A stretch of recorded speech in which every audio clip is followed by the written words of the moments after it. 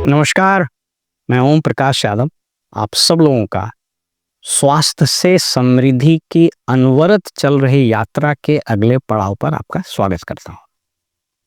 आज हम लोग शरीर के सबसे महत्वपूर्ण अंगों में से एक, या यूं कहें कि सबसे महत्वपूर्ण अंग, मस्तिष्क में होने वाले तनाव के कारण क्या क्या परेशानी होती है, कौन कौन से बीमारी होती है, जिसको हम लोग ऑक्सीडेटिव स्ट्रेस कहते हैं। ये ऑक्सीडेटिव स्ट्रेस क्या है, इससे हम कैसे बच सकते हैं, क्या ब्रेन सबसे डेलिकेट अंग है शरीर का, क्या ब्रेन के सेल्स यानी न्यूरॉन, जिसकी संख्या लगभग 86 बिलियन बताई गई है, उसके सेल्स अगर डैमेज हो जाए, न्यूरॉन्स में अगर ऑक्सीडेशन हो जाए, तो क्या वो रिप्लिकेट नहीं हो सकता है?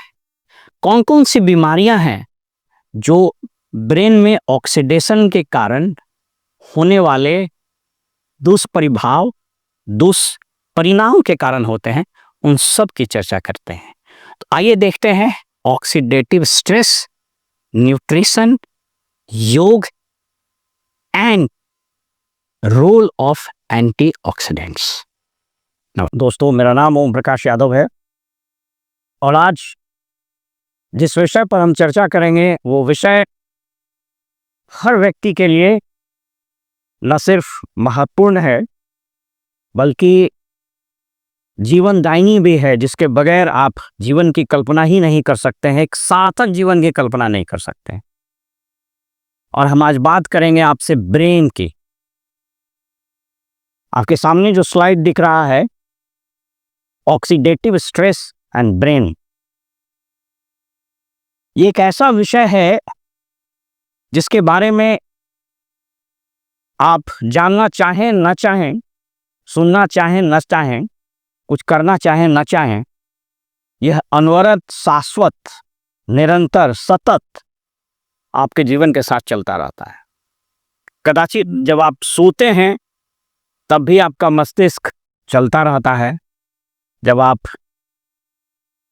जागते रहते हैं तब भी चलता रहता है।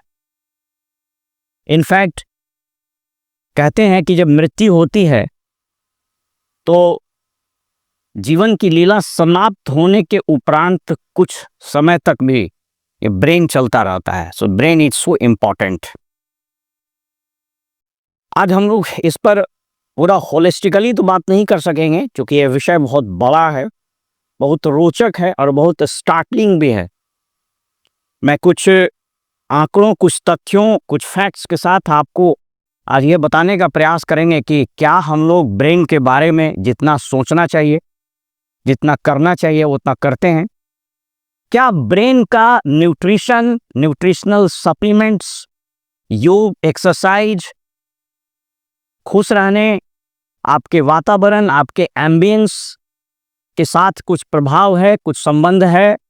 इन सभी चीज़ों की चर्चा करेंगे। आप हमेशा सुनते होंगे स्ट्रेस। आज बड़ा स्ट्रेस है, बड़ा तनाव में आज हम हैं। और आजकल दैनिक जीवन जो भागदौड़ का मॉडर्न टाइम्स है, उसमें तनाव में है, बड़ा स्ट्रेस में है, टाइम नहीं है। It has become more A fashion then a fact.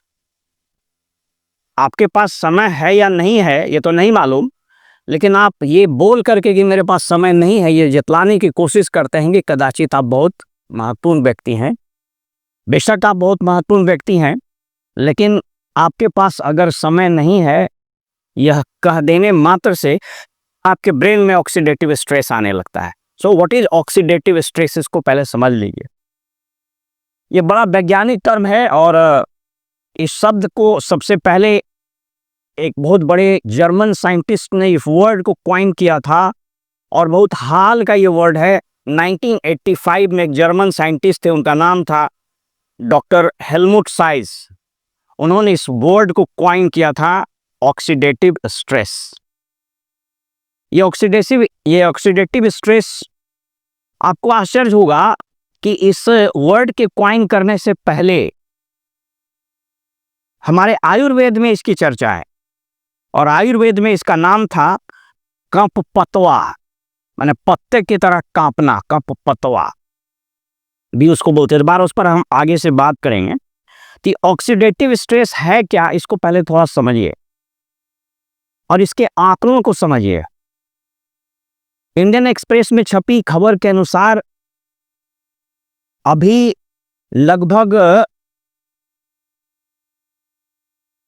38 lakh लोग डेमेंशिया के शिकार हैं इस देश में, और ये लैंसेट के हवाले से छपा है। सब लोगों को पता है कि लैंसेट दुनिया की सबसे प्रतिष्ठित, सबसे ज़्यादा बिकने वाली और सबसे ज़्यादा ऑथेंटिक मेडिकल जर्नल है। ये कहता है कि 2050 आते आते यह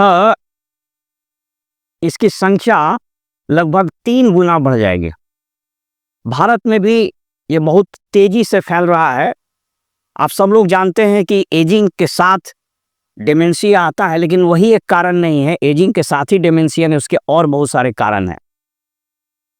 ऐसा नहीं है कि इसकी चर्चा हमारे पुराणों में नहीं है, इसकी चर्चा हमारे पुराणों में भी की गई है। यदि आप भगवत गीता के अध्याय 9 श्लोक 22 को पढ़ेंगे तो आप पाएंगे कि इसमें खान पान, योग और स्ट्रेस की चर्चा है। मैंने इस पिक्चर से समझाने का प्रयास किया है कि अगर आप योग करते हैं, एक्सरसाइज करते हैं, आपका हेल्दी न्यूट्रिशन है, तो आपका जो स्ट्रेस है वो रिड्यूस होगा। ये oxidative stress by the way है क्या? What is oxidative stress? पहले इसको हम समझा देते हैं, उसके बाद फिर हम इसको आसान शब्दों में समझने का यत्न करेंगे।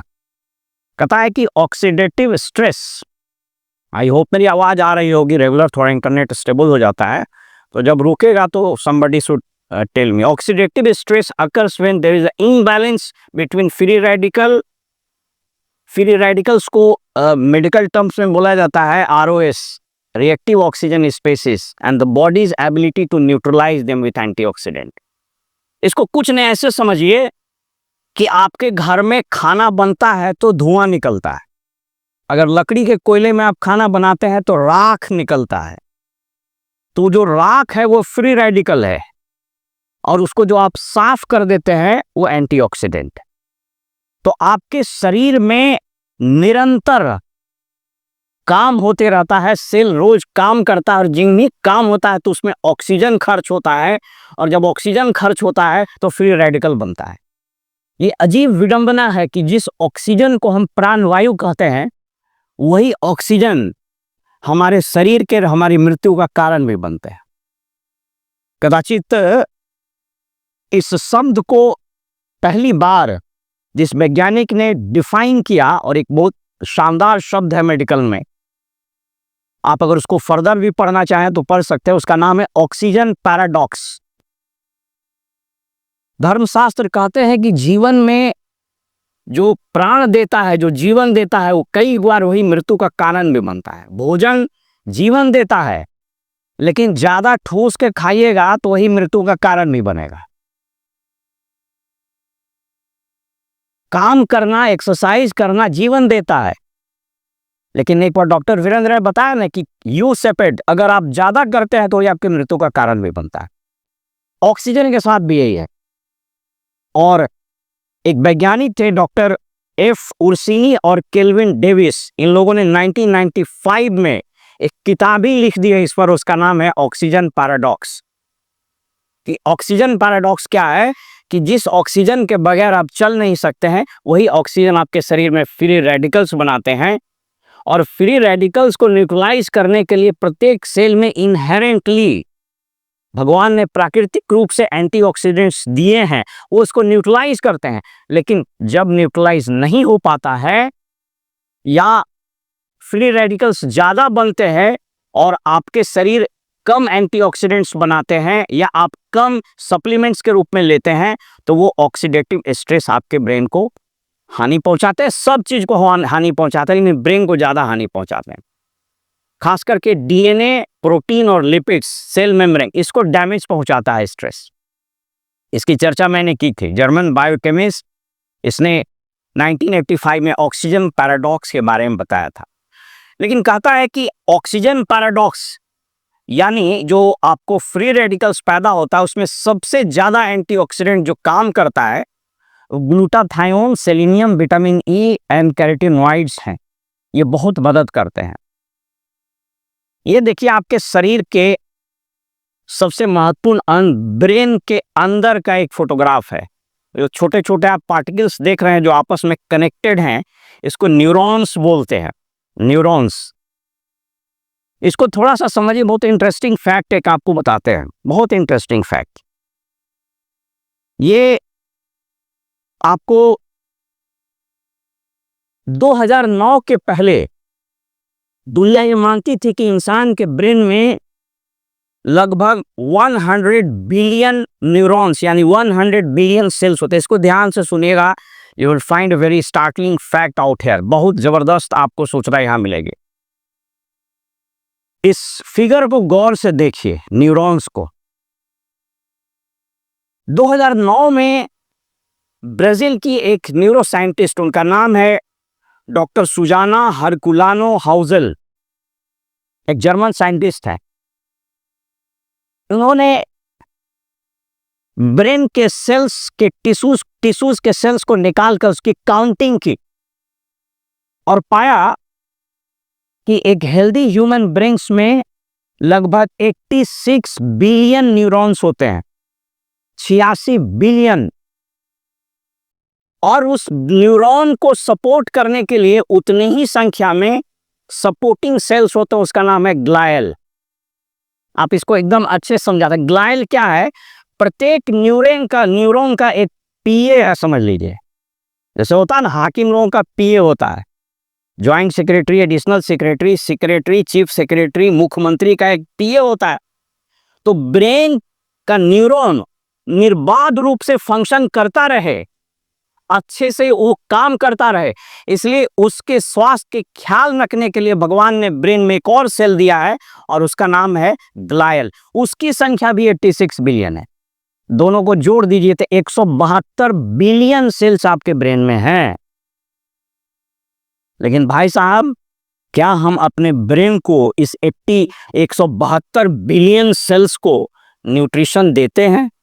क्या इसको पर्याप्त ऑक्सीजन देते हैं?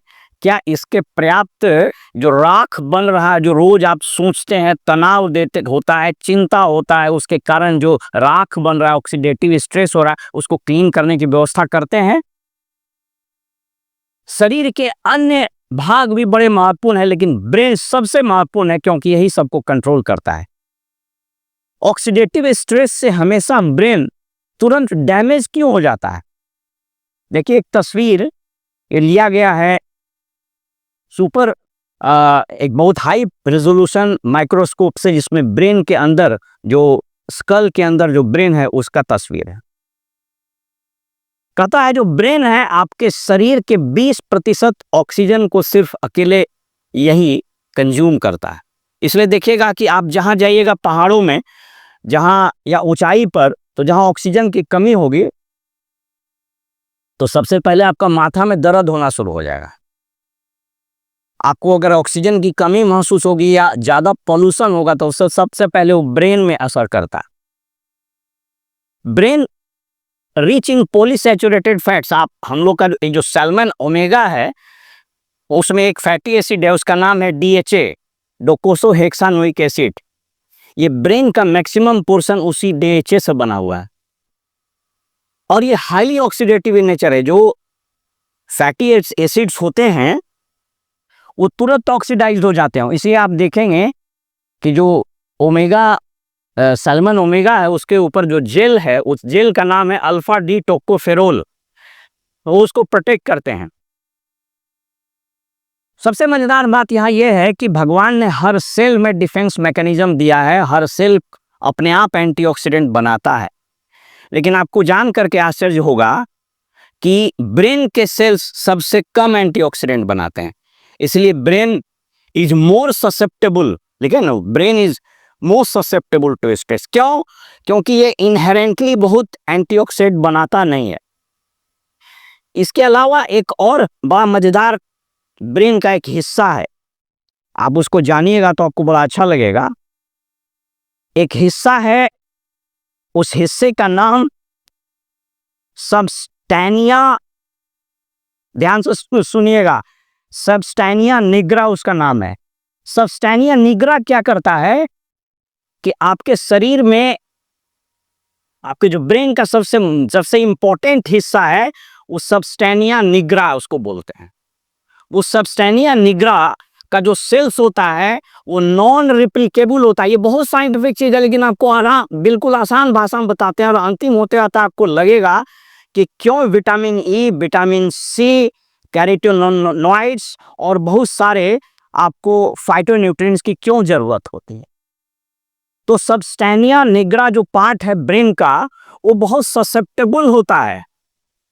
अब वो इतना ससेप्टेबल होता है और उसके सेल्स जो होते हैं वो नॉन रिप्लिकेबल होते हैं। यानी आपके स्ट्रेस से अगर सेल कोई डैमेज हो गया तो आप यकीन कीजिए दोबारा वो होगा ही नहीं। इसलिए आप और हम सबों को अपने शरीर के सेल्स, ब्रेन को बचाने की जरूरत है। ये जो सबस्टेंशिया निग्रा है, यह एक हार्मोन सिक्रीट करता है, उसका नाम है डोपामाइन। जो लोग नोट करना चाहें वो नोट कर सकते हैं, शॉर्ट फॉर्म है डोस। जब आप बहुत खुश होते हैं तो जो हार्मोन सिक्रीट होते हैं उसका नाम है डोस। डोपामाइन, ऑक्सीटोसिन, सेरोटोनिन और यूमोर्फिन, डोज। तो ये जो डोपामाइन है, ये सबस्टैनिया निग्रा जो ब्रेन का बीच का हिस्सा है, सेंट्रल पार्ट है, वो रिलीज करता है। और अगर ये डैमेज होना शुरू हुआ तो आप अक्सर देखिएगा बहुत लोगों को उसको सुसाइडल टेंडेंसी होती है। बहुत लोगों को देखिएगा हमेशा चिंतित रहेगा। कितनों जोक मारिए, कितनों बढ़िया सिनेमा दिखा दीजिए, कितनों चुटकुला सुना दीजिए, उसका थोड़ा में 12 बजा रहता है। तो वो क्यों बजा रहता है? इसलिए कि उसका जो ब्रेन का सबस्टेंशिया निग्रा है पोर्शन, वो ऑक्सीडेटिव स्ट्रेस के कारण उसके सेल्स डैमेज हो चुके हैं। और आपको बताए कि बाकी शरीर का सेल डैमेज होगा तो रिप्लिकेबल होता है, लेकिन ब्रेन के सबस्टेंशिया निग्रा पार्ट का सेल नॉन रिप्लिकेबल है। यानी एक बार डैमेज हो गया तो आप गए काम से। एनीवे, आगे थोड़ा बढ़ते हैं। इसकी चर्चा मैंने की, फ्री रेडिकल से ब्रेन सेल डैमेज होता है, सेल डैमेज होता है। अब देखिए इसके कारण प्रॉब्लम क्या क्या होता है।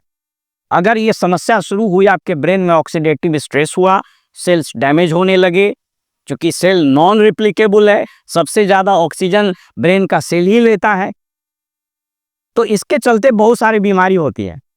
एक बीमारी है, उसका नाम है पार्किंसंस डिजीज। आपने सुना होगा पार्किंसंस डिजीज। आई होप मेरी आवाज और मेरा पिक्चर स्पष्ट हो रहा है। Somebody should raise their finger, उंगली उठा के बता दीजिए। Okay, thank you.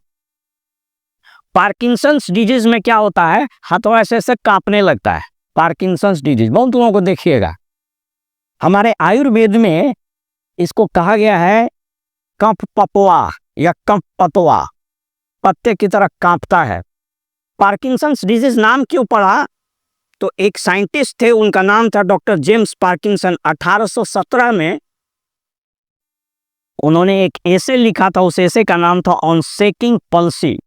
तो ये पार्किंसंस डिजीज मुख्य रूप से सबस्टेनिया निग्रा के सेल के डैमेज होने के कारण होता है।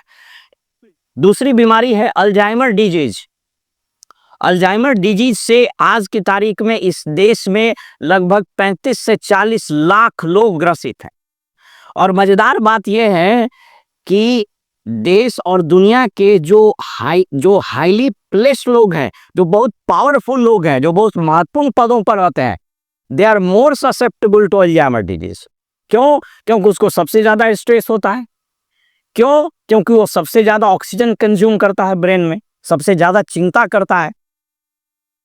प्रधानमंत्री और मुख्यमंत्री ये पूरे देश और राज्य की चिंता करते हैं, इसलिए उनके ब्रेन ज्यादा ऑक्सीजन लेते हैं, इसलिए ज्यादा स्ट्रेस होता है, इसलिए उनको अल्जाइमर होने की संभावना ज्यादा होती है। अमेरिका के राष्ट्रपति थे, उनका नाम था रोनाल्ड रीगन।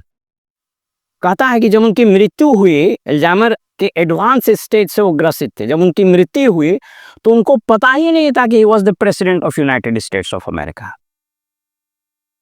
एक और बड़ा इंटरेस्टिंग बीमारी है, उस बीमारी के बारे में थोड़ा सा जरूर आपको बताएंगे और आपको जानना चाहिए। इस बीमारी का नाम है ALS,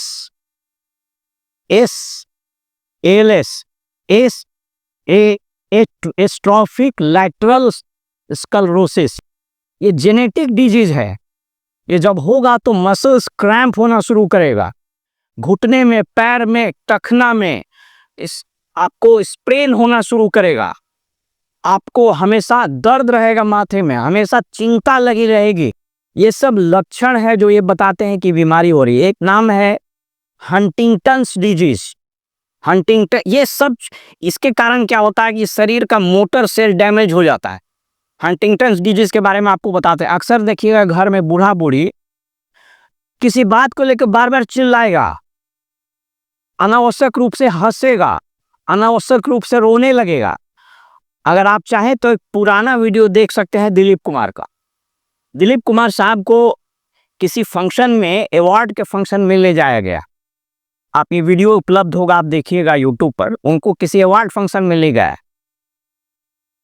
उनके साथ उनकी पत्नी सायरा जी थी। अचानक से किसी पर वो चिल्लाने लगे।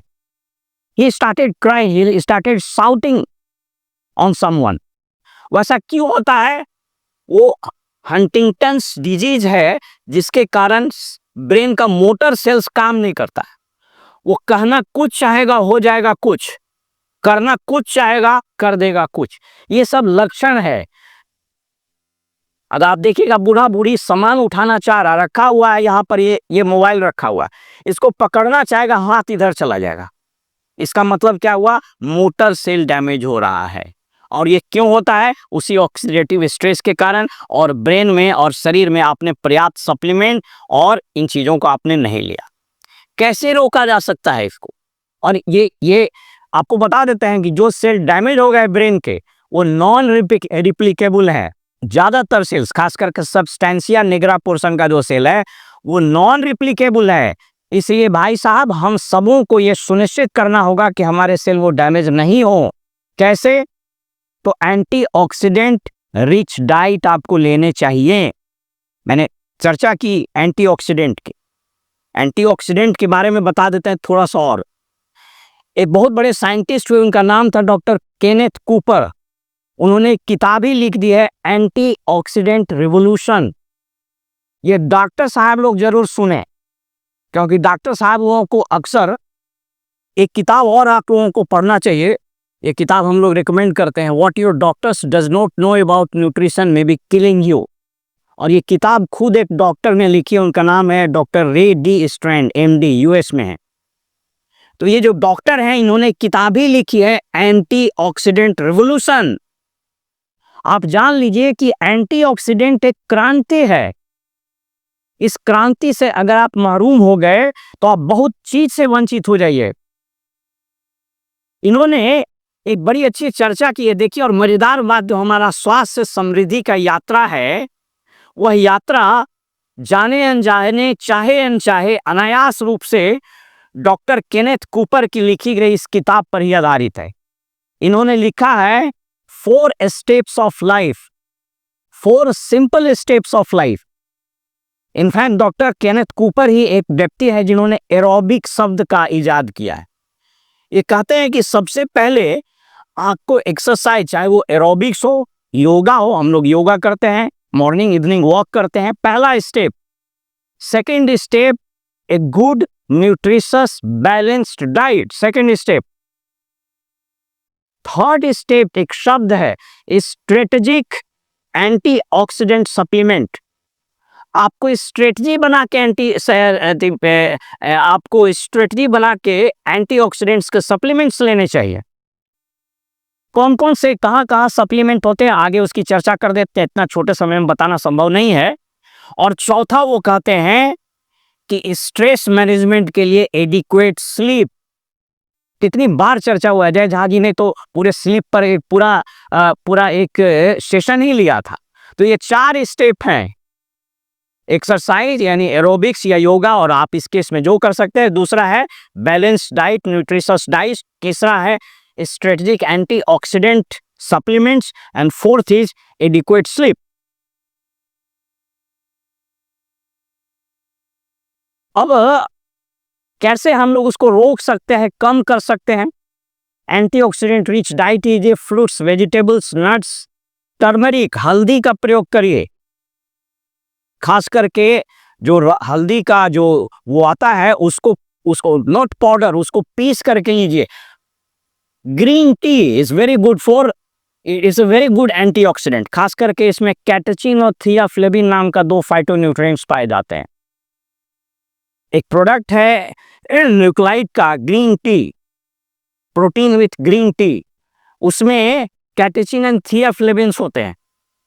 Omega fatty acid, doctor Virendra ने एक बार बताया था कि आप adequate and sufficient dose of omega 3 अगर लेते हैं, in fact 3 gel twice a day, आप देखिए उसका कमाल।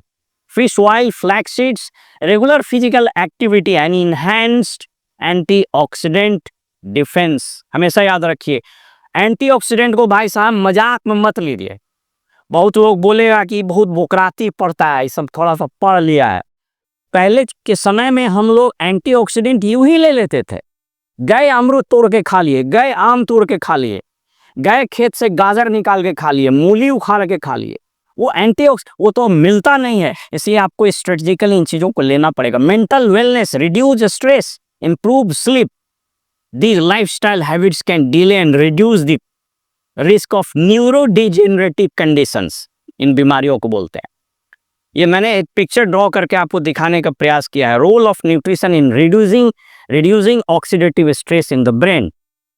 एंटीऑक्सीडेंट न्यूट्रलाइज करेगा। Vitamin C and vitamin E rich diet लीजिए और इसके सप्लीमेंट्स को ज्यादा मात्रा में बढ़ाइए।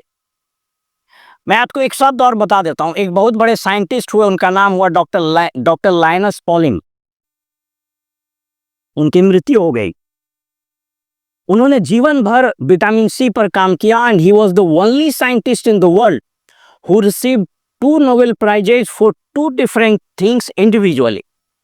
पहला उनका नोबेल पर मिला और दूसरा उनको केमिस्ट्री में मिला, विटामिन सी पर काम करने के लिए। उनके सम्मान में उनके नाम पर एक यूनिवर्सिटी है जो सिर्फ विटामिन सी पढ़ाती है, डॉक्टर लाइनस पॉलिंग इंस्टीट्यूट। वो कहते थे कि एक व्यक्ति को कम से कम 2000 mg यूनिट आयु लेना चाहिए विटामिन। हमारे पास जो पहले विटामिन सी था, अब वो कुछ रेगुलेटरी इशू हुआ जिसके कारण कम कर दिया गया, लेकिन कम से कम 300 से 400 mg विटामिन सी अगर आप लेते हैं, this is a very very strong antioxidant. Fatty acids की चर्चा कर दिए, पॉलीफेनॉल्स एंड फ्लेवोनॉइड्स, करक्यूमिन, रेसवरटोल क्या होता है? अंगूर, पिंक कलर के फल सब्जी में रेसवरटोल पाया जाता है। आप अंगूर खाइए, बीट खाइए, बीट में रिच रेसवरटोल होता है। विटामिन बी, मैं फटाक से खत्म कर देता हूं। ये कुछ रिसर्च हैं जो मैं आपको दिखा रहा हूं। Oxidative stress in neurogenerative disease, ये देखिए, age related neurogenerative oxidative stress and putative nutritional intervention, ये सारे रिसर्च के पेपर है। Effect of nutrition on neurogenerative disease a systematic review, देखिए ये न्यूट्रिशनल न्यूरोसाइंस मैगजीन में छपा हुआ। ये इंटरनेशनल जर्नल ऑफ योगा ये तो कहता है कि effect of yoga exercise therapy on oxidative stress indicators with end stage renal disease on hemodialysis. Kidney के इशू में भी अगर आप उससे उसके पर्टिकुलर योगा और प्राणायाम करते हैं तो देखा गया है कि ये डायलिसिस के केसेस में भी बहुत फायदा करता है। ये कुछ इंपॉर्टेंट जर्नल्स है जिसकी चर्चा मैंने कर दी है, और ये आप देखेंगे कि एक योग श्रीमद् भगवद गीता का अध्याय 6 का 16 और 17 श्लोक है। युक्ता विहारस्य युक्ता चेष्टस्य कर्मसु युक्त स्व प्राबोधस्य योगो भवति दुःखः। यहां हम स्लाइड आपका बंद कर रहे हैं, बस 1 मिनट में अपनी बात मैं समाप्त कर दूंगा। आई होप आप लोगों को ये चीज अच्छा लगा होगा। मैंने कुछ चीजों की चर्चा की और मैंने प्रयास किया कि आपको वो सारी चीजें बताई जाए। ऑक्सीडेटिव स्ट्रेस ये इतना महत्वपूर्ण विषय है, लेकिन सबसे कम काम इस पर हुआ है, सबसे कम बात इस पर हुई है। इसलिए 3 शब्द को याद रखिए। ऑक्सीडेटिव स्ट्रेस को आप कैसे कम कर सकते हैं? हंस के, गा के, दोस्तों के समय अच्छे समय बिताकर। आपको कुछ नहीं समझ में आवे, स्टूपिड टाइप का फिल्म देखिए। ट्रेजेडी किंग बनने की जरूरत नहीं है। नॉनसेंस टाइप का, कई बार कहता है ना, talking nonsense is the best sense. ढेर ज्यादा कबिलाट बनने की जरूरत नहीं है। कभी कभी नॉनसेंस बात करना भी बहुत बड़ा सेंस होता है। Talking nonsense is the best sense. खूब ह्यूमरस, खूब हंसिए, खूब उछलिए, खूब गाइए। हम लोग देखते हैं सेमिनार में डांस करना शुरू कर देते हैं। चाहे अनचाहे, जाने अनजाने, अनायास आप ब्रेन के ऑक्सीडेटिव स्ट्रेस को कम कर रहे हैं। और आप सोच करके देखिए कि ईश्वर ने हर व्यक्ति के ब्रेन में 172 बिलियन सेल्स दिए हैं, एक दो नहीं, बिलियन। और प्रत्येक न्यूरॉन के लिए भगवान ने ग्लायल सेल्स दिया है, उसको प्रोटेक्ट करने के लिए। जैसे हर अधिकारी के साथ एक प्राइवेट सेक्रेटरी होता है, कि उसी तरह से हर न्यूरॉन का एक प्राइवेट सेक्रेटरी, उसका नाम है ग्लायल। तो भाई प्राइवेट सेक्रेटरी को भी भोजन चाहिए ना जी। मालूम हुआ उसको 24 घंटा खटा रहे हैं, वही बोल देगा, किसी दिन गच्चा मार देगा, तो आपका कम में खत्म हो जाएगा। और ब्रेन का डिस्पार्स की जिसकी चर्चा मैंने किया, सब्सटेंसिया निग्रा, एसएल बोलता है उसको। याद रखिए कि सब्सटेंसिया निग्रा के सेल्स नॉन रिप्लिकेबल हैं। और ये वो सेल हैं, ये वो पोर्शन है ब्रेन का बीच वाला, जो डोपामाइन रिलीज करता है, हैप्पी हार्मोन्स रिलीज करता है, कॉग्निटिव ब्रेन के लिए यूजफुल होता है। और हम लोग अनावश्यक रूप से तनाव ले रहते हैं, बिना मतलब के केकरो से झगड़ा कर लिए, कोई कुछ बोल दिया तो 4 साल तक सोचे हुए हैं कि हम तो ससुराल गए थे, देखिए ना उस समय हमको सास बोल लगाए में कुछ नहीं दिए। 15 साल के बाद भी पत्नी को वही सुना रहा है, ले लोटा। अरे भैया उस सब को निकाल के फेंकिए। कहता है कि वर्किंग प्लेस से जब आप निकलें तो ऑफिस के स्ट्रेस को ऑफिस के बाहर कूड़ादान में डालिए। It is a very bad habit of carrying files to your homes unless and until it is very necessary, until it is unavoidable। घर का फाइल मत लाइए घर में। ढेर पदाधिकारी बिना मतलब के दिखाने के लिए, कई बार अपने साली उली को दिखाने के लिए फाइल में घर में ले आ गए, कहा कि हम बड़ी काम करते हैं। डॉक्टर कलाम ने एक बार कहा था कि ऑफिस समय से पहले जाना और समय से बाद रहना, इसका 2 ही लक्षण है, या तो आपका दिमाग खराब है ना तो आपकी मनसा खराब। और हम लोग का दिमाग और मनसा दोनों सही रहना चाहिए। इसलिए the brain is the most important portion. हमेशा याद रखिए, कुछ बीमारियों की चर्चा मैंने की थी, सारे बीमारियों की चर्चा करना संभव नहीं है, लेकिन याद रखिए कि डॉक्टर केनेथ कूपर ने जो कहा है, और उनको बहुत सारे अवार्ड मिले, और वो सब हम लोग कर ही रहे हैं। सो इम्प्रूव योर लाइफस्टाइल, हंसिए, मुस्कुराइए, योग, आसन, प्राणायाम, दौड़िए, दोस्तों के साथ समय बिताइए, नॉनसेंस बात करिए, चुटकुला सुनिए, खूब मुस्कुराइए, गाना भी गाइए, और साथ में स्ट्रेटेजिक सप्लीमेंटल इंटरवेंशन कीजिए। या जो सप्लीमेंट्स हैं, ये जो एंटीऑक्सीडेंट इंटरवेंशन है, it's a medical science, it's not a bloody stupid talk. कई लोग जो सोचते हैं कि सप्लीमेंट्स की बात करना, एंटीऑक्सीडेंट्स की बात करना बेकार है, it has been scientifically proven many a times. अगर किन्हीं को कुछ सर्च करने की जरूरत हो तो मैं बता देता हूँ, पबमेड एक सर्च इंजन है, जो नेशनल लाइब्रेरी ऑफ मेडिसिन का सर्च इंजन है। आप किसी चीज को उसमें डाल दीजिए, आपको सारे रिसर्च पेपर दे देंगे। मैं रिसर्च पेपर की हमेशा इसलिए चर्चा करता हूं ताकि इन चीजों को ऑथेंटिकेट किया जा सके, कि बताया जा सके कि साहब ये चीजें ऑथेंटिक है, साइंटिफिक है, और ये सारी चीजें हमारे और आपके जीवन के लिए जरूरी है। So I hope I have finished it.